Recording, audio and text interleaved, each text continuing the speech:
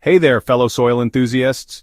As your soil sensei, I'm constantly amazed by the timeless wisdom hidden in traditional farming practices. Today, we're diving deep into one of the most fascinating agricultural communities on Earth, the Amish. While the rest of us have been chasing the latest synthetic fertilizer trends, these remarkable farmers have been quietly producing some of the most fertile, productive land in America, using methods their great-great-grandparents would recognize. What blows my mind is that Amish farms consistently outperform conventional operations in soil health metrics, all while using zero synthetic inputs. Their secret isn't some mystical farming magic, it's a deep understanding of soil biology that we're only now beginning to appreciate in mainstream agriculture. Let me share what I've learned from studying their methods and, more importantly, how you can apply these principles in your own garden. The first thing that struck me when I started researching Amish farming was their fundamental approach to soil.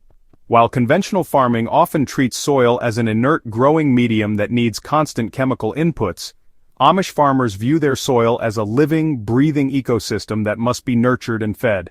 This perspective shift is everything. When you understand that a single teaspoon of healthy soil contains more microorganisms than there are people on Earth, you start to realize that feeding these tiny workers is far more important than force-feeding your plants with synthetic nutrients. The Amish have maintained this biological focus for generations, creating soils so rich and alive that they practically hum with microbial activity. The key insight here is that healthy soil biology creates a natural nutrient cycling system. Beneficial bacteria, fungi, and other microorganisms break down organic matter and make nutrients available to plants in exactly the right forms and quantities. It's like having a perfectly calibrated, self-regulating fertilizer factory right in your garden bed. Now let's talk about crop rotation. And I mean real rotation, not just switching between tomatoes and peppers. Amish farmers typically use 4 to 7 year rotation cycles that would make any soil scientist weep with joy. They've perfected the art of following heavy feeders with light feeders, nitrogen-fixing crops with nitrogen-demanding ones. Here's what a typical Amish rotation might look like. Corn, which is a heavy nitrogen feeder, followed by oats or wheat, which are lighter feeders, then a legume like clover or alfalfa, which fixes nitrogen, and finally a root crop like turnips or beets that helps break up soil compaction. Each crop in this sequence serves multiple purposes, feeding the family, feeding the livestock, and most importantly, feeding the soil. The genius is in the details. That clover year isn't just about fixing nitrogen, it's also building organic matter, providing habitat for beneficial insects, and creating deep root channels that improve soil structure. When they plow under that clover, they're essentially composting in place, adding both nitrogen and carbon to fuel the next year's microbial feast. You can absolutely apply this principle in your home garden. Even if you're working with raised beds, try following your heavy feeders like tomatoes and squash with legumes like beans or peas.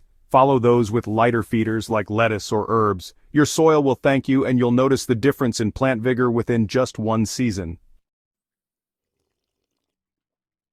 This is where Amish farming really shines, and honestly, it's something we home gardeners often overlook. Every Amish farm is essentially a closed-loop system where animals play a crucial role in soil fertility. Cattle, horses, pigs, and chickens aren't just livestock, they're mobile fertilizer factories and soil improvement tools. The magic happens in how they manage this animal integration.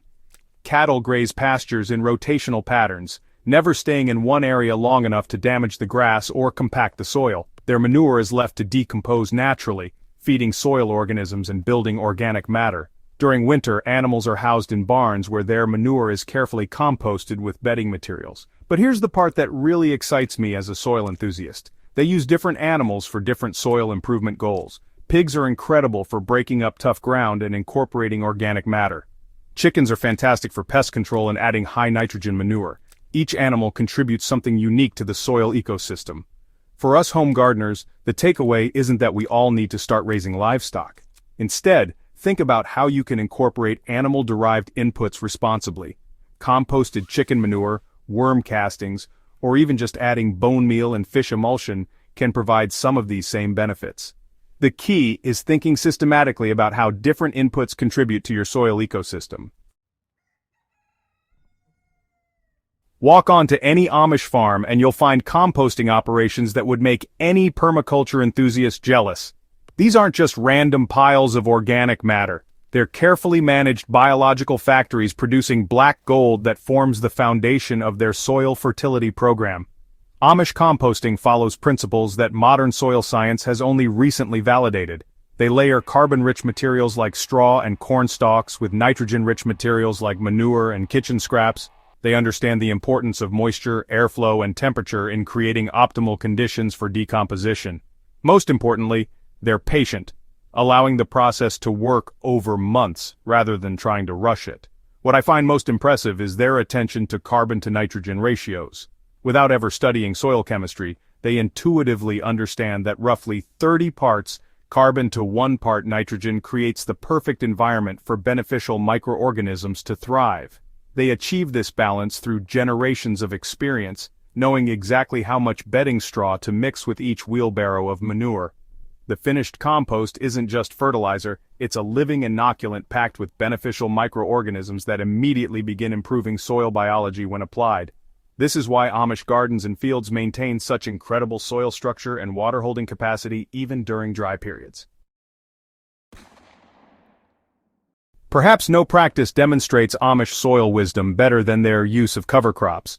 While conventional farmers often leave fields bare between growing seasons, Amish farmers ensure something is always growing, always feeding the soil biology, always protecting the soil surface from erosion. Their cover crop selections are strategic masterpieces. Winter rye provides excellent erosion control and adds organic matter when spring-tilled. Red clover fixes nitrogen while supporting beneficial insects. Buckwheat grows quickly to suppress weeds while its flowers feed pollinators. Each cover crop serves multiple functions in their integrated system. The soil biology benefits of continuous cover are profound.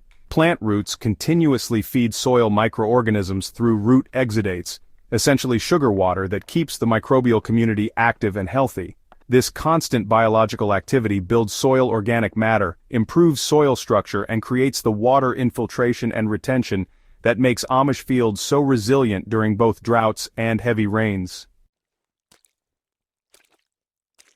So how do we translate these time-tested principles into our modern gardens? Start by shifting your mindset from feeding plants to feeding soil. Every decision should consider its impact on soil biology. When you add organic matter, you're feeding billions of microorganisms. When you avoid tilling, you're protecting fungal networks that transport nutrients to your plants. Begin with simple changes that have maximum impact. Start composting if you aren't already. Even a small bin can transform your kitchen scraps and yard waste into soil-building gold. Plant cover crops in unused beds or between growing seasons. Even something as simple as crimson clover can dramatically improve your soil in just one season. Consider your garden as an ecosystem, not just a collection of individual plants. Think about how different crops can support each other, how animal inputs can enhance plant nutrition, and how maintaining soil cover keeps biology active year-round. Ready to transform your garden with these time-tested principles? Subscribe to Soil Sensei for more deep dives into sustainable growing methods, and share this knowledge with fellow gardeners who are ready to work with nature instead of against it. Your soil and your plants will reward you with the kind of abundant harvests that have sustained Amish communities for generations.